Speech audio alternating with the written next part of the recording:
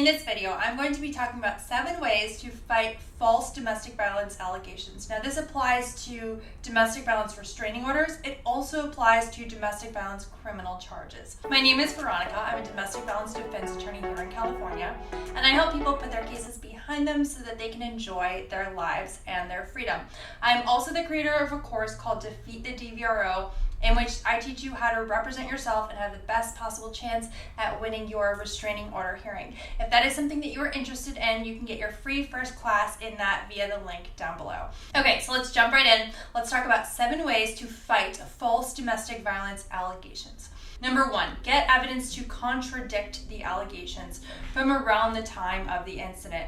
Look through your own texts, emails, voicemails, and see what you have that can make whatever the other side is saying seem improbable or showing that it is completely false altogether.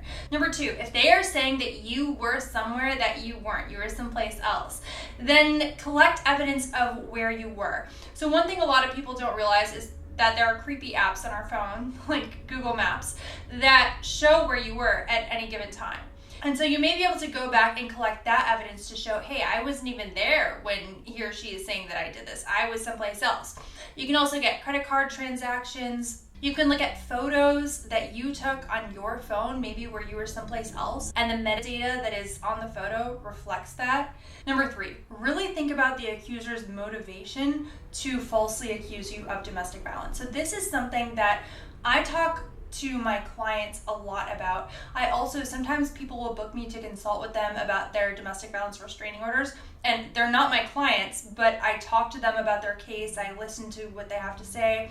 I review the other side's papers and then listen to their response to sort of tell them, hey, these are red flags in what you're saying. Don't say this, that doesn't sound good. You know, just giving them that third party perspective that they need. And one thing that I always am looking for is, if you're telling me that the other side is lying about all of this, you're not telling me that you made a mistake one time and you're not going to ever do it again, you learned your lesson, but instead you're just saying they're completely lying, why would they lie? If the two of you are going through a divorce, the reasons may be obvious. There's an advantage for alimony, for child support, for if you guys have kids, child custody, for kicking the other person out of the home and keeping it for yourself. Meanwhile, maybe they're still paying the mortgage on it. I mean, there's sort of a built-in motive there. But if you are not married, you don't have any kids, you didn't live together, and the other side is accusing you of domestic violence, I'm going to really question you, and you should expect the judge to question you and the DA, and you're going to have to be prepared to explain why would they make this up. And saying just they're crazy or they are a B word, any of that, that's not going to work. It's really important to defend false allegations to have a clear motive why the accuser would lie. Because otherwise, if they have no motive to lie, that's sort of built-in credibility. Number 4, look through the allegations and analyze them for consistency. So the number 1 thing that we as lawyers use on cross-examination to show that someone is lying is that they change their story. And I think that we all as humans sort of understand that, right? If you're telling the truth, you are not going to change your story. You may forget certain details. You may get them a bit wrong, but if you are telling the truth, you are thinking back to something that actually happened. You're recalling a memory. And recalling a memory is fairly strong in your mind usually. What is not strong in your mind is a story that you made up. So pointing out inconsistencies in someone's story, and I'm not saying the most minor details. I am saying something big that the person would remember, that if they're telling the truth, they would remember. Pointing those out is the biggest thing that you can do to show that they are lying, to do what is called impeaching them, to destroy their credibility, basically. And again, this is not for every single detail. If they get some small detail wrong that they could easily forget. Sometimes I think people get focused on, they got this wrong, they said it was on the 10th of the month, but it was actually on the 11th that this happened. Well, who cares? It might not matter, unless the 10th is a significant date for them for some reason. One of the important parts of cross-examination, essential parts, is committing the other person to their to their version of events, to saying, okay, and you're sure that it was on the 10th, right? And you're sure because that was your birthday, or you had an appointment, or whatever it was that they claim made them remember that it was that day. And you're absolutely sure. Because what you want to eliminate is them saying, when you're like, and aha, it was the 11th that this happened, not the 10th. You want to eliminate them having the opportunity to say, well, it was one of those 2 days. It was a stressful situation. I don't remember, that was like a Saturday and Sunday. I guess I thought it was the 10th. Maybe it was the 11th. You don't want them to be able to do that.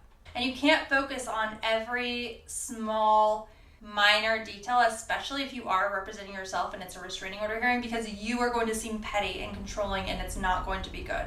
Only the big things. And that is, if you have a DVRO, that is one of the things I do teach in my course, and I tell you how to do.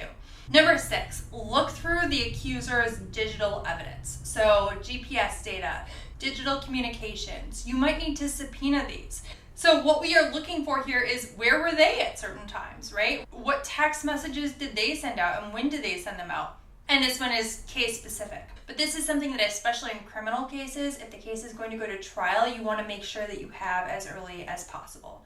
Number 7, social media. A lot of people overshare on social media. They will have posts of themselves where they post where they are. They have check-ins, tagged photos. Tagged photos, a lot of people don't realize when they are tagged, especially on Instagram. So if you go to the photos where they are tagged but they did not post, you may find some interesting stuff there.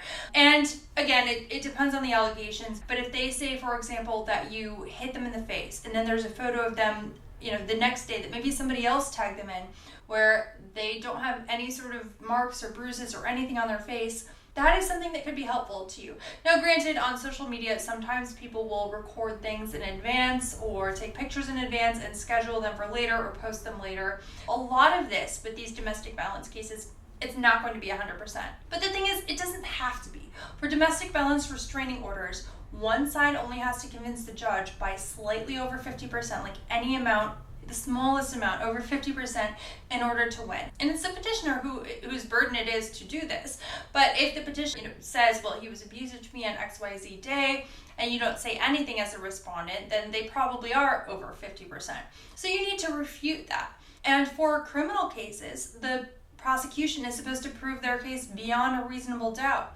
And as the defense, when you are poking holes in reasonable doubt, you just have to bring up these doubts that are reasonable, where you say, well, look, like, she says that she had a black eye, but we see all these posts with her in them from the next day where she doesn't have a black eye at all. We can, in fact, zoom in. We see there's no black eye.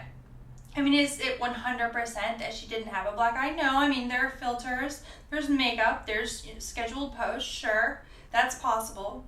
But it definitely helps your case. I hope that you found this video helpful. If you do have a restraining order hearing, you're thinking about representing yourself, you can keep scrolling on YouTube hoping to find the answers, or get them delivered to you on a silver platter, which is what I do in the course. And you can get your free first class. You have literally nothing to lose. It's just a free class. You don't have to put your credit card in, nothing like that. So you can get that via the link down below. If you have a criminal case you need help with, feel free to book a consultation. You can find the link in the description box down below. You can also find my number there. And if you did find this video helpful, please don't forget to like, subscribe, ring the bell, and please follow me on Instagram, Facebook, and TikTok. I'm putting the link in the description box as well.